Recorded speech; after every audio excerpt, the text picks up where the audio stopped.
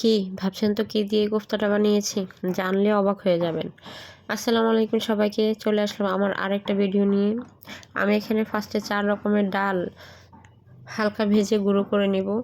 তারপরেই তো চলে এলো সবারও পছন্দের একটা জিনিস, বাট এটা দিয়ে যদি এই রেসিপিটা তৈরি করেন একটুও বুঝবে না কেউ যে এটা আপনার মূলো দিয়ে তৈরি করেছেন। মূলাটা ভালো করে আমি ধুয়ে পরিষ্কার করে ছিলে গ্রেটার মেশিন দিয়ে গ্রেট করে নেব। একদম যতটা মিহি কুচি করা যায় আমি ওরকম করে গ্রেট করে নেব। তারপরে মূলার যে এক্সট্রা পানিটা আছে আমি ওটা ভালোভাবে চিপড়ে অন্য একটি পাত্রে সরিয়ে নেব। যতটা পারেন পানিটা চিপড়ে ফালাই দেওয়ার চেষ্টা করবেন, তাহলে আর কি গন্ধটা একটুও বোঝা যাবে না যে এটা মূলা দিয়ে তৈরি করছে। কেউ না বললে কেউ বুঝবে না। আমি বড় একটা আলু সিদ্ধ করে নিয়েছি, ওইটাও আমি গ্রেটার মেশিন দিয়ে কুচিয়ে নিয়েছি।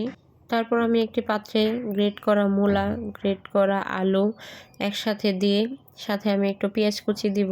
তারপর ভাজা গুঁড়া করা ওই ডালের সাথে আমি একটু চালের গুঁড়াও মিক্স করেছি। আর আপনারা যদি এভাবে ডাল গুঁড়া করতে না পারেন তাহলে বেসন দিলেও হবে, বেসনের সাথে একটু চালের গুঁড়া মিক্স করে দিয়ে দিলেও হবে। এখানে আমি একটু হলুদের গুঁড়া, মরিচের গুঁড়া, ধনিয়ার গুঁড়া, একটু লবণ আমি একসাথে এগুলো মাখিয়ে নিব সুন্দর মতো। একটু বেশি ঝরঝরে মনে হলে এখানে একটু পানি অ্যাড করে দেব। কোফতার শেপটা যাতে দেওয়া যায় এরকম ঠিক করে নেব।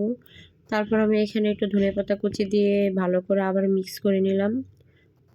এই তো আমার সবগুলো উপকরণ মিক্স করা হয়ে গেছে। কড়াইতে আমি একটু তেল গরম করে কোফতার মতো সবগুলো আমি একত্রে ভেজে নেব একটা একটা করে। আসলে এগুলো একটু কম আছে, হালকা করে একটু ভেজে নিতে হবে, বেশি হাই হিট দেওয়া যাবে না, তাহলে খুব তাড়াতাড়ি পুড়ে যাবে কিন্তু বাকি সব ভিতরে কাঁচা থাকবে। আমি এখানে একটু এই যে লাল লাল করে একটু ভেজে নিলাম হালকা আছে। ভালোভাবে সবগুলো কোফতা ব্রাউন হয়ে গেলে আমি একটা ছাঁকনি দিয়ে সবগুলো উঠিয়ে নেব। এভাবে আমি একে একে সবগুলো কোফতা ভেজে উঠিয়ে নিয়েছি। অর্ধেকগুলো কোফতা আমি এভাবে ভাজা রাখবো, আর অর্ধেকগুলো কোফতা আমি গ্রেভি আকারে কোফতা কারি করব।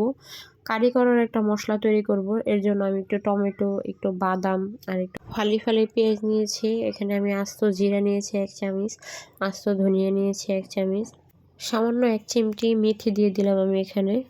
আর এখানে আমি মৌরি নিয়ে নিলাম 1 চামচ। তারপর আমি এখানে একটু ধনিয়া পাতা দিয়ে দিলাম। আমার কাছে তাজা ধনিয়া পাতা ছিল না, ফ্রোজেনটাই দিয়ে দিলাম। এগুলো আমি একটু ভালো করে লাল লাল করে একটু ভেজে নিব।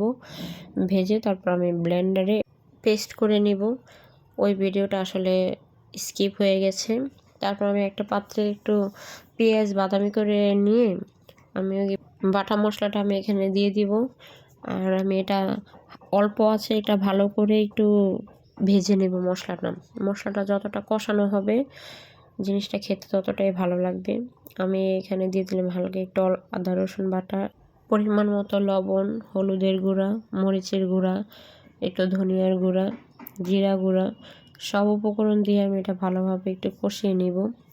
সামান্য একটু গরম মশলা দিয়ে দিব। তারপর আমি একটা পানি দিয়ে ভালো করে এটা কষিয়ে নিব। মশলাটা কষাতে কষাতে যখন একদম ভাজা ভাজা হয়ে যাবে তখন আমি আবার আরেকটু পানি অ্যাড করব এখানে। তখন আমি মশলাটা কষালাম, পানি অ্যাড করে যখন ফুটে উঠবে আস্তে আস্তে আমি অর্ধেকটা কোফতা আমি এখানে দিয়ে দেব। দিয়ে কোফতাটা দিয়ে আমি 5 মিনিট রান্না করে উঠিয়ে নেব। এই তো এক উপকরণ দিয়ে আমার 2টা রেসিপি তৈরি হয়ে গেল, মূলার কোফতা এবং কারি। আমার ভিডিওটি যদি ভালো লাগে থাকে তাহলে লাইক কমেন্ট করে পাশে থাকবেন। আল্লাহ হাফেজ।